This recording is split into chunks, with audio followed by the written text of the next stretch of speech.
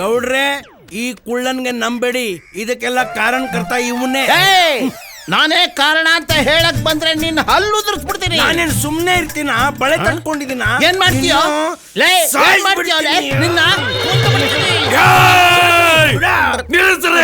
ಬಡ್ಡಿ ಮಗ್ಲ, ಏಯ್ ಈಗ ಏನ್ ಮಾಡ್ತಿದ್ದೀರಿ?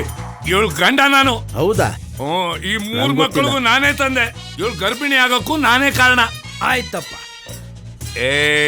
ಅಲ್ರಯ್ಯ, ಇವಳಿಗೆ ಮಕ್ಳು ಆಗದೆ ಇರೋ ತರ ಔಷಧಿ ಕೊಡ್ಲಿ ಅಂತ ನಿಮ್ಮ ಹತ್ರ ಕಳಿಸ್ದೆ. ನೀ ಇಬ್ರು ಸೇರಿ ಎಡವಟ್ ಮಾಡ್ಬಿಟ್ಟಿರಿ. ಓಹೋ, ಇದೇನ ವಯಸ್ಸ್ಯ? ಸರಿಯಾಗಿ ಬುಡ್ಸಳಿಕ್ಕಿಲ್ಲನವ?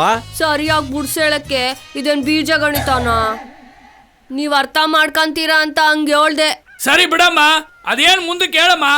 ಮತ್ತೆ ಈ ನಾಟಿ ಡಾಕ್ಟರ್ ಇಲ್ದೇ ಇದ್ದಾಗ ಇವ್ರ ಹತ್ರ ಮಾತ್ರ ತಗಂತಿದ್ದೆ, ಇವ್ರಿಲ್ದೇ ಇದ್ದಾಗ ಅವ್ರ ಮಾತ್ರ ತಗಂತಿದ್ದೆ. ಇವ್ರುಗಳು ಕೊಟ್ಟಿದ್ ಮಾತ್ರೆ ಏನು ಕೆಲಸ ಮಾಡ್ಲಿಲ್ಲ.